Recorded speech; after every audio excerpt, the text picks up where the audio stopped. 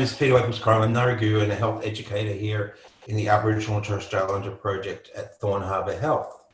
I would like to acknowledge the land I'm zooming in from today, which is the mighty Boon Wurrung, and I want to pay respects to their elders past, present and emerging.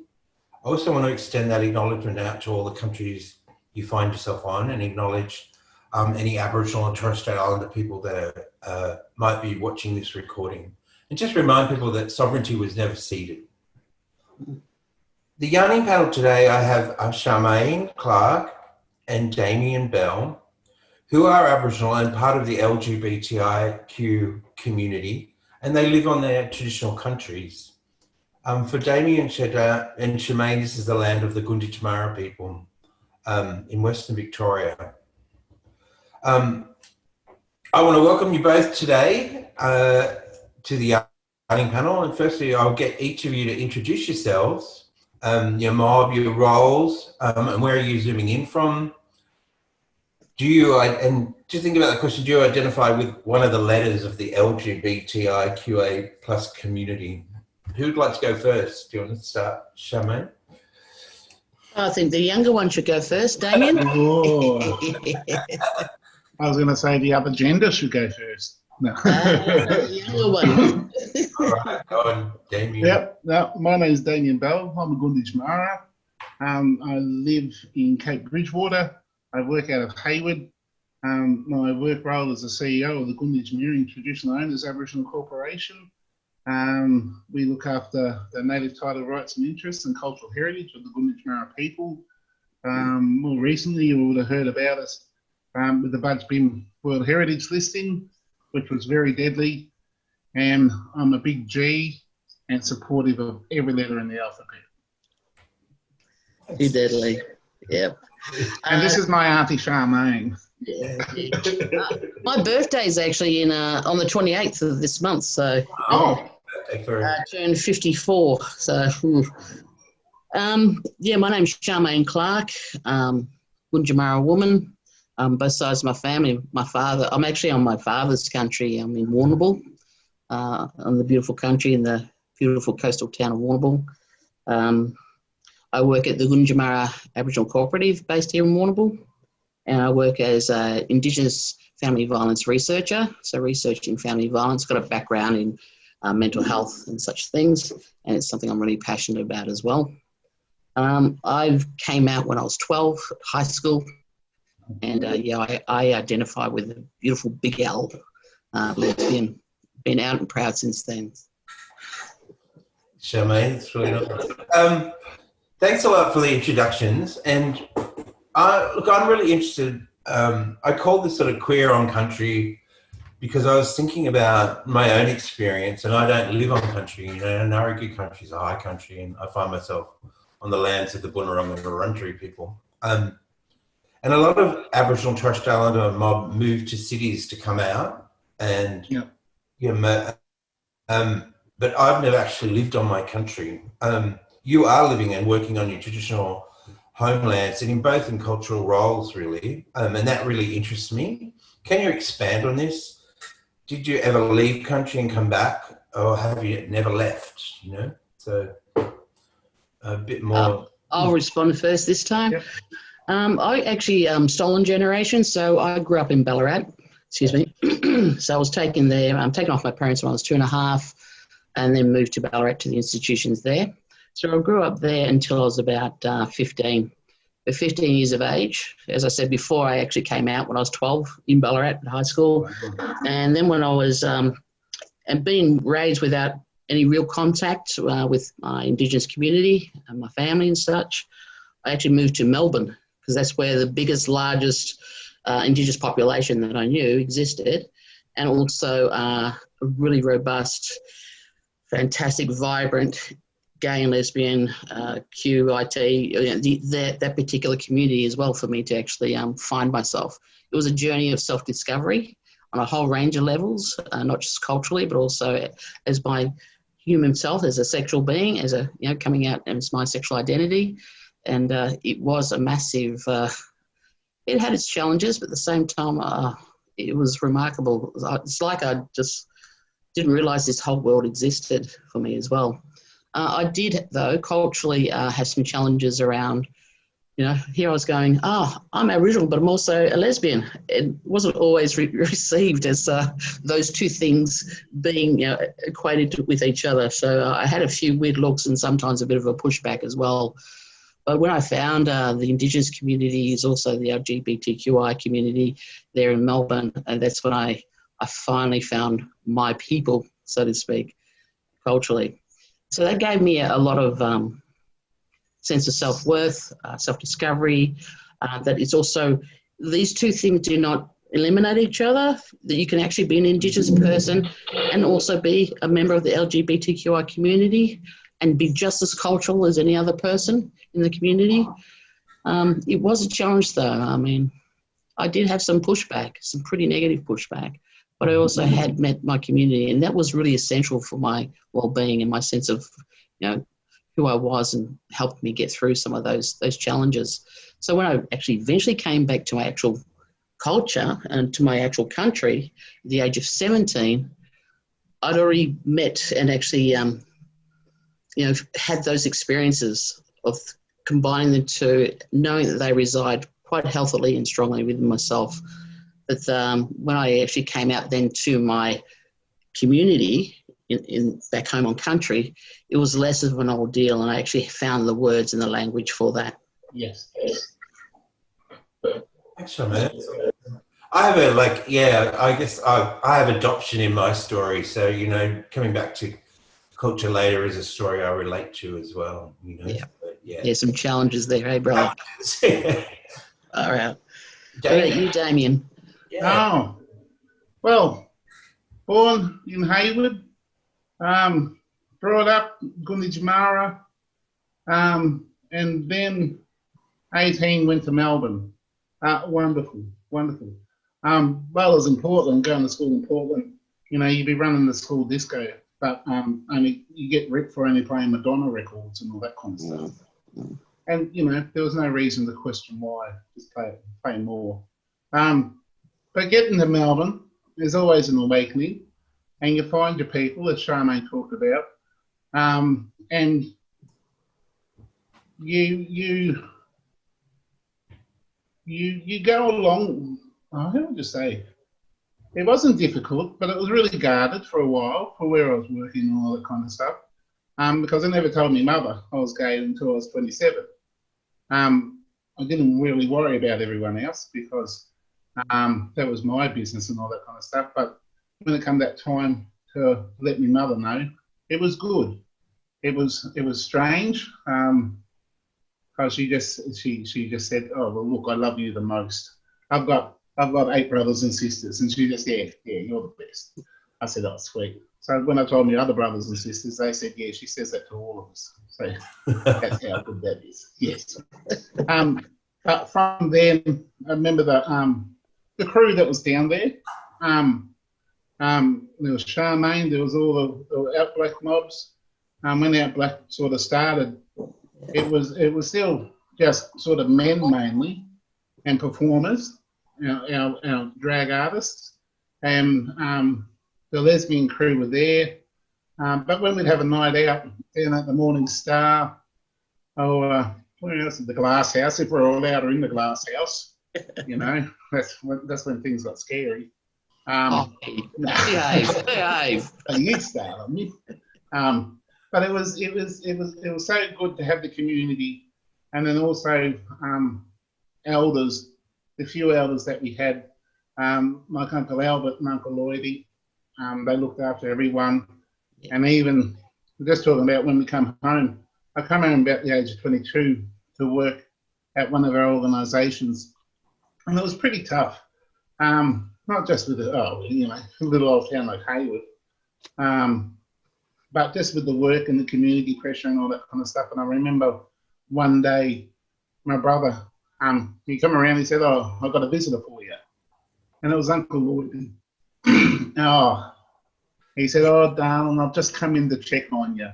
I know what this town's bloody like, and I've just come to check on you, with you and your work, with your culture and all that." And it was just made my day, and just give you that strength again about who you are as a Gunditjmara, who you are as a gay person, and just he helped me make up my mind about a couple of things, and then ended up going back to Melbourne, living at Peter Rott's, and just being there, and then with work, because this stuff, it isn't a career, it's a culture.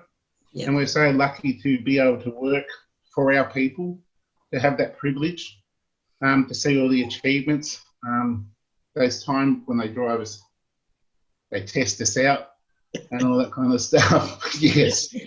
But it's such a privilege, because we do have a wonderful culture, and we have a wonderful community, and we have our heroes, and we're all in it together, because for Gunditj Mara, there's no one else on the planet to help care for Gunditj Mara country, and that's us as Gunditj Mara people, for our ancestors. Yeah. Actually, Damien, I want to actually emphasise what you said earlier, and I think we need to, as you and I, we've both had the same support and experience, is those two remarkable elders, Uncle Darky and Uncle Lloydie. Without them being a part of my support and yours, I can't imagine how many young Indigenous, gay, lesbian, LGBTQI members who went to the city to try and find safety, to come out safely. The two men, this beautiful couple, hadn't helped. Together for 40 years. I lived with them. They took me in. I was homeless. I lived with them. They took me in. They helped me. They've mentored me and supported me. Yeah. I've got the best photo I just got this week. When they did the, David Rhodes. Mm. He passed away last weekend. David did? Yes. Oh. We've just been working with him to bring all his crew down to do some awareness stuff. But they sent a photo of the dig for the dormitory site from 1984. And guess who's in the photo? Yes, I'll send it to you. Just how, yes. And David's there. Peter Ferguson's there. This one. Because you were at the lake, eh? Yeah. Yeah, yeah. Actually, when I did a short course, sorry, Peter, when I did a short course with AFTRS, the Australian Film and Television School, it was a short course for a young, it wasn't necessarily LGBTQI, just any young person who wanted to put their hand up and learn some skills. I think it was a 2-week intensive course. And we made a short documentary, almost like a guerrilla doc. So you had 48 hours to make this documentary. And I did it on Uncle Lloydie and Uncle Darky. Oh, wow. It was called Queens in the Castle. This is when they lived in the high-rises there. Yeah, Albert Street. And Uncle Darky was not very well. He was in a hospital cot in the unit, and Uncle Lloydie looking after him before he actually went into palliative care. Yeah. And heard their story. These two beautiful Indigenous men who grew up in the children's home back in the 50s, where they've had to face more than just prejudice on one level, exceptional levels of prejudice. Mm. And they've been together for over 40 years, and such iconic Indigenous men in the gay and lesbian community for Indigenous people, for the entire state. Mm. And I think they actually deserve some honourable acknowledgement as well for what they've done for the Indigenous LGBTQI community in Victoria. When Uncle Lloydie passed away and he came home, we had the funeral at the cemetery, and like his brothers and sisters were there, and the community was there. Yeah. And they were talking about him, but they talked about his friend, Albert. Yes. And they talked about that language, life and all that. Yeah, and it got to me because I know what it meant to us. And so I spoke. I said, look, he was our out black uncle. He looked after everyone, and then everyone come out from the crowd talking like that, and it was just such a respectful revelation, I suppose, for us and our pride in him and his family, for the realisation, because you'd have to say half of us wouldn't be here. Agree. Yeah. Completely agree with you, my cousin. I'm just blown away. Like they sound iconic. These elders. They are. Oh, lovely. Peter, Just, they are. Someone yeah. we all of us as queer mob need elders like that. That's how amazing. Oh, so lucky to have them. Yeah. You know, you had your sort of ones here and there when way back when in my age, but they were the ones that were always there. They're always known. No excuses, no regrets, just their story. Yeah. Do you still have the doco? I've been trying to find it. Okay. Honestly, I've been trying to find it. If anyone can help me find it, Pride Centre. thanks to them. Knowledge. Yeah. And Well, we'll have to try and recreate it somehow. Just Yeah. there's those. Did they have them talk? I mean, there should be an award or some sort of recognition of them. To be honest, it's something we owe them. Yeah, cool. We owe them big time. I'll talk to you later. No problems, my cousin. Just give me an idea. But they just, did they sort of guide you to, I was going to talk a bit more about your roles in cultural organisations. Do you think their guidance and the way they held you as Aboriginal LGBTI people, Good Tomorrow, LGBTI people, really, here you are both working in really big cultural roles as well, and I think, Charmaine, you were talking a bit about sometimes we can see those identities as separate or something, and we know they're not, You do get torn because I actually, when I came out to the community in Melbourne, when I first came, I was 15, right? I actually got fired because I came out. Okay. I was working with the Victorian Aboriginal Health Service back then. Mhm. This was back in 1983, 84, 83. And I got fired. I lost my job for being, coming out as a lesbian. And it was Uncle Lloydie and Uncle Darky who helped me reconcile it with all that anger and that sense of, I felt, 15 years of age, you've been rejected by your own community. Yeah. I was in a very fragile place. And it was Uncle Lloydie and Uncle Darky, Indigenous men, elders, who actually gave me a sense that, no, you do belong. You do belong. But there's certain levels of difficulty for some of our community around certain elements of who we are. Well, I guess that leads on to this next question about... Just Oh, with that, do you think that had something to do with Stolen Generation coming back as well? No. It was the young ones. It was about prejudice around. It was the other young colleagues, female colleagues, who freaked out, thinking that me being out would have then tarred them, so to speak, that then they would be perceived by the community as being also a lesbian as well. So they refused to work with me. They boycotted working with me. So I was asked to leave. They still there? No, I got an apology. I got an emphatic apology from the person who was my manager at the time. Later, I don't care how later, I actually got a one-on-one apology from them. And they, a really sincere apology for the prejudice that existed back then. They would have felt horrified, later in the years, realised. Yeah, absolutely, yeah. There's a lot of them stories. Oh, not like... Not blunt as that. Not as blunt as that. I think it's actually religion. The influx of the missions. We've got to actually remember the history of the influences that actually happened to Indigenous communities. Yeah. People will put on missions and then given this particular construct in order to give up their culture and believe in this construct, in which religion has its own prejudice, particularly against Indigenous sexuality. Yeah.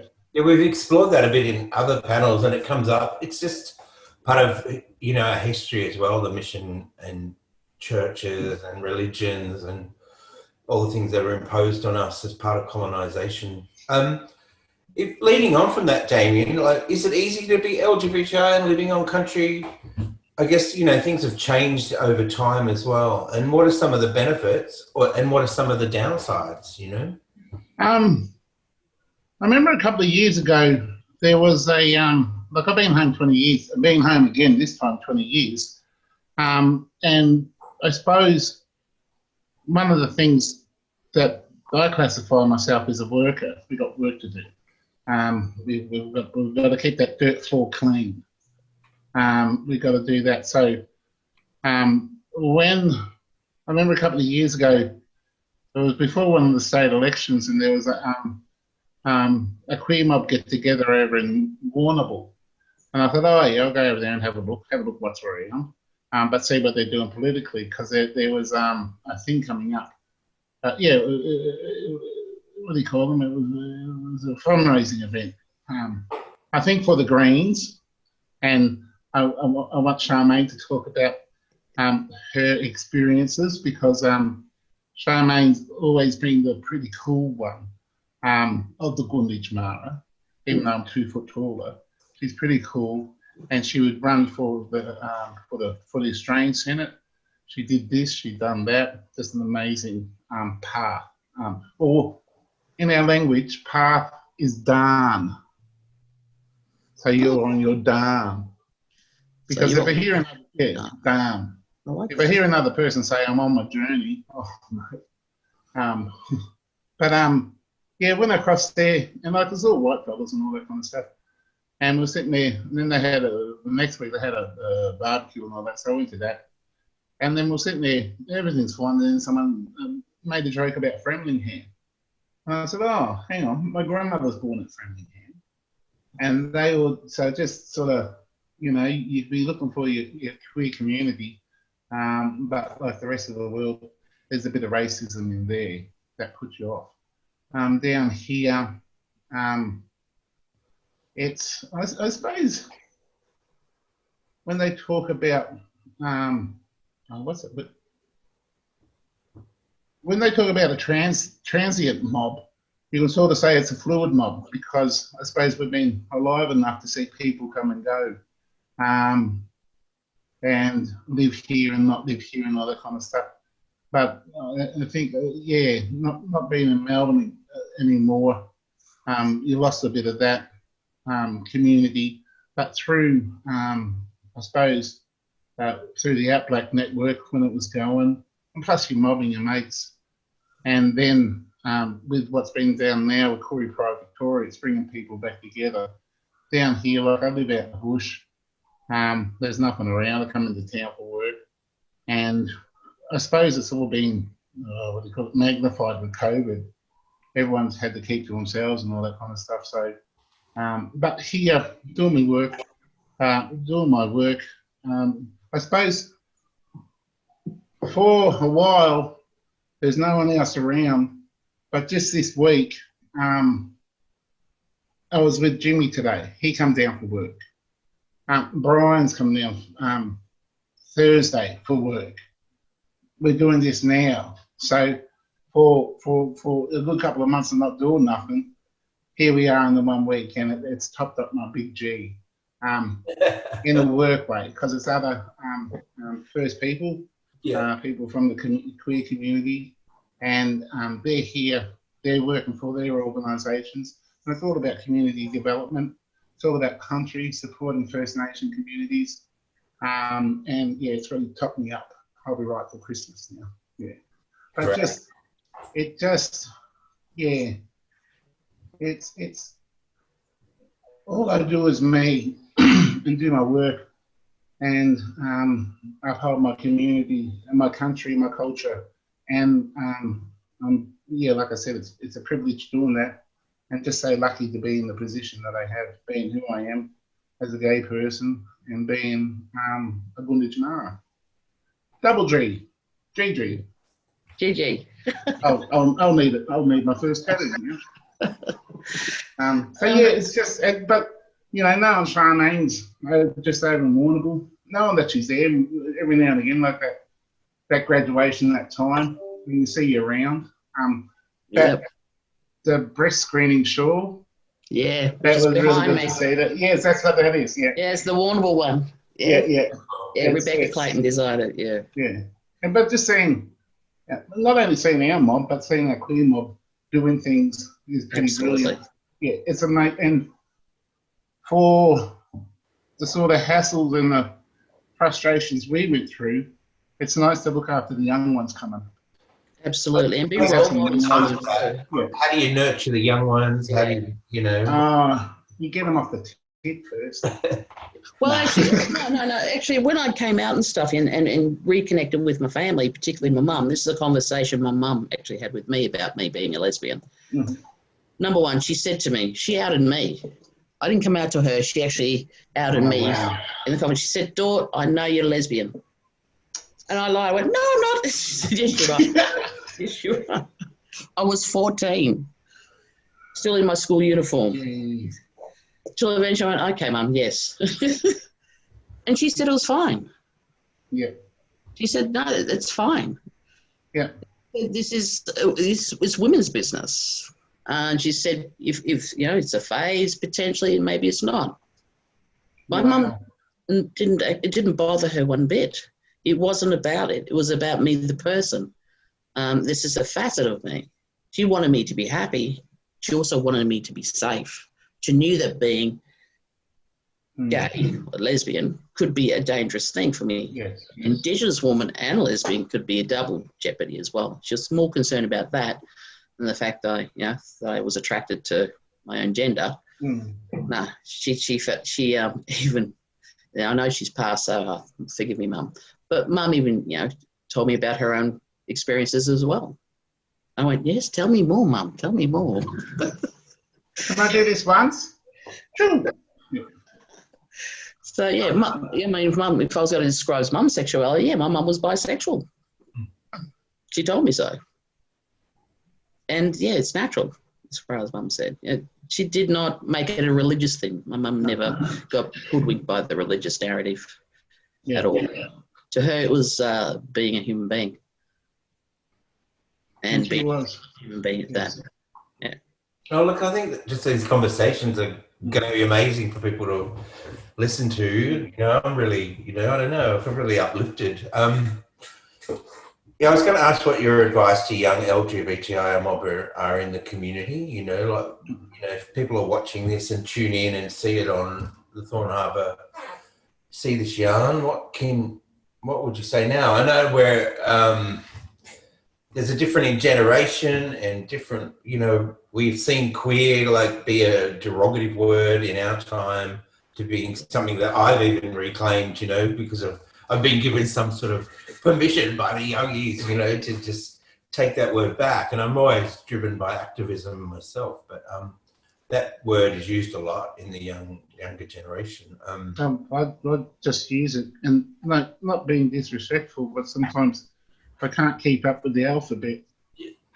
Me neither, to be honest. It's amazing the breadth of the representation that we have on this side of the sheet, and it's just I remember that session that they had at Brunswick a couple of years ago. That was more for our trans community, and just the power and strength with the brother boys and the sister girls. Oh my goodness! Thank the land and the ancestors for them. Just to see that strength, that survival, that really that affected me so greatly. It was just like, what a weekend. Brother boys, they were also little. But gee, they were deadly. There for their culture, there for learning, and for all that sort of, where do we fit in, especially on that broad sheet. Where do we fit in? It was just within that gathering. That was where we fit in, where we fitted in culturally with each other, with this First Peoples or these First Nations. Oh, I'm tangenting again. No, it's beautiful what you just said. It was deadly. It was just Yeah. I mean, I grew up. I used to be called Charlie Brown. I used to pretend I was a boy. I even went to my first blue light as Charlie. At Charmaine, because I wanted to kiss a girl. Charmaine. Yeah. I couldn't get away with it. I didn't get to kiss a girl. I just was too terrified of being found out. but I'm not trans myself, but I understand the I mean, I have a really masculine energy that I absolutely love, embrace it, and a feminine energy that I love and embrace. To me, it's about my energy source, not so much the body that it inhabits. And also it's my cultural, my spiritual narrative to me is where I actually get my sense of true authenticity. That's how I express myself. I hate dresses, always have. When I finished high school, I left high school at 15, I burnt my dress. Did I delight in burning the stupid thing? I hate dresses even to this day, and I don't wear makeup. The thing is, though, you know, for me, in our culture, there's a lot of creation stories and stuff that have nothing to do with whether you've got boobs, tits, or genitals or whatever. They're about what's inside. It's about the spirit and the nature and the character of a human being or the creation. And that to me is how you measure and how you contribute it in your life. You can dress whatever way you wish. I hate dresses, although I will wear a kilt and a sporran. Of course I will. Of course you would. Absolutely, I'll wear one of those. But to me, it's not about being male or female. It's about, I think we're all a bit of both. We're all both. I think Indigenous culture actually has that understanding of both as well, more so than any, the dichotomy of churches and stuff that are just black and white. If you look at all species, we live in nature. Nature is so diverse as well, extremely diverse in its expressions and such, and how animals cohabitate or procreate and stuff like that. So to me, it is just the nature of things. I'm not into this. I'm into, there it is. This is it all. Magnificent, diverse, brilliant, beautiful, like the rainbow, which I love. Yes. And that's how I see our culture. Has always had that beautiful view of the world and us in it as well. Once it shines through, because there's a lot of blinkers, like you're talking with the church and all that kind of stuff, and that. That's why I go back on country, sit on country, and be around nature itself. It'll speak back to you. You'll find your place. When we had the last Out Black camp down here, we went out to Bridgewater and walked along the cliffs, and the rainbow come out and shine on everyone. They all just jaw dropping. I said, Damien, you're the best thing on earth. I said, yes, that's what we do here on Gunditj Mara country. Exactly, cuz. Exactly. But it was it is like that. But it's wonderful getting older and seeing it shine through as well, especially the younger ones. And some of the older ones who are finding their way. They're always fun. Yeah, some have been forced into certain behaviours because of prejudices. Yeah. To the young ones, though, I don't want them to lose their roots. Yeah. There's a lot of politics and discourse and stuff, social media and all those sorts of things. And then it's nice. I mean, gosh, we went to Melbourne, we had our fun and stuff. But don't lose your cultural roots as well. Yeah. You can bring that narrative, your learnings back into your culture as well. And that's where it can be passed on and enriched and stay strong and be passed on to the next generations as well. And with that, there's so much more now. I mean, there's a lot of barriers that have been broken down. We've got our groups, we've got our networks, we've got our family and our families, and just that broader that broader work that's been done. Because I think of people like like our elders, the ones that have the privilege of getting to this age and older, because we've lost a lot along the way. Yes, we have. Yes. But then I think about, like, we're doing our thing, but it's supported through networks like how would you say? Like people like Ro. I think Ro does a good job in keeping us engaged and allowing us to do what we need to do as First Nations people. Yeah, for the young ones, look, just don't lose your roots, know who you are. Even, I think, I mean, not that I could say, but even with Stolen Generation, you're still here.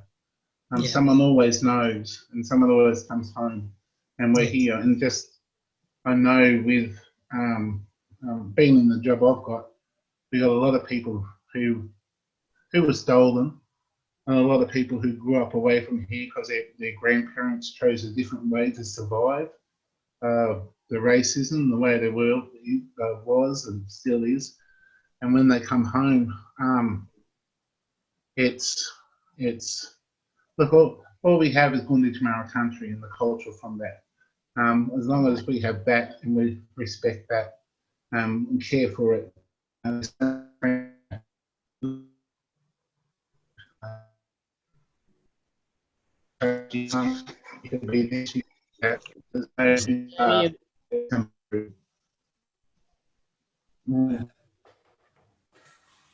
don't know. I just lost that a bit, Damien. So It's the most profound thing I've ever said.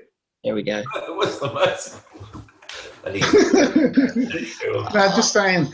Yeah. I don't know what Charmaine was talking about, the country, the connection to country, the continuing connection to the country. It's so much strength. It's always exciting. You're obligated culturally to be responsible for country. And there's always, I suppose, with all that, with our culture, with our society, I don't have children, but I find families that are there, they have a lot more things to get through. Yes, I don't have as many hassles, but I compensate that by supporting what I can. That's all right. I'm the same. I'm ready. Yeah. Yep. We are aunties and uncles. We're extended family. We help, godparents. I'm godmother a couple of times over. A great auntie, actually, a grand auntie as well. So, yeah, and we're good. And it's good when they're sneaking through. I mean, we could have children if we wish, but I've chosen not to. Yeah. That's been an actual choice of mine. So. Well, I was gonna, but my mother said, no, you're not having babies with lesbians.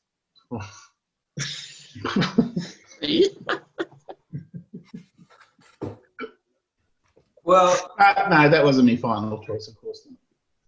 Fair enough. Some of my best friends and cousins are lesbians. The thing is, though, it was fear.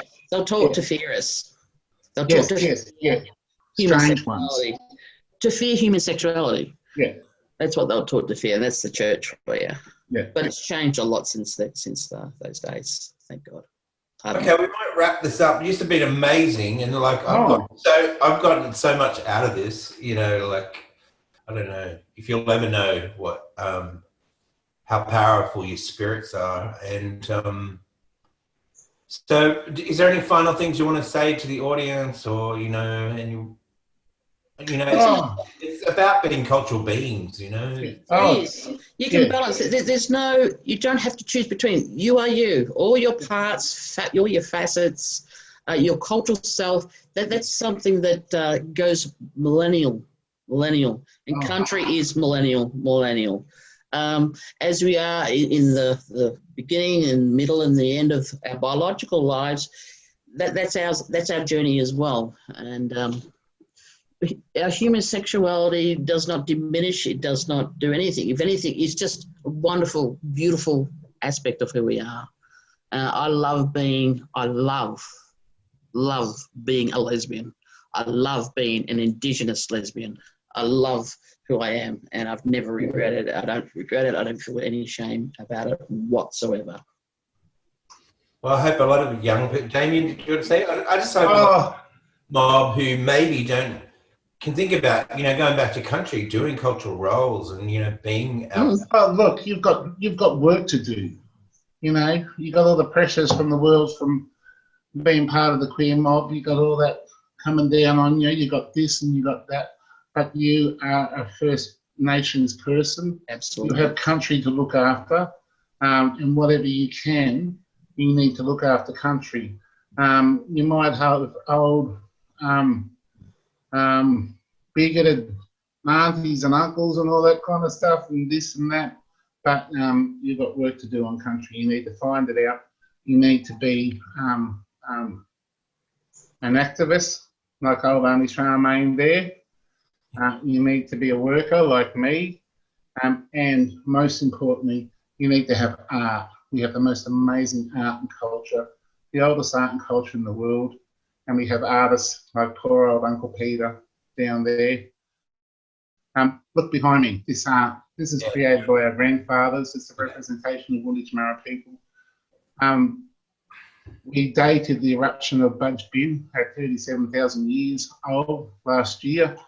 And all the geologists in America freaked out because it's the oldest story. Our creation story for Budge Bin is the oldest story they can pinpoint to time.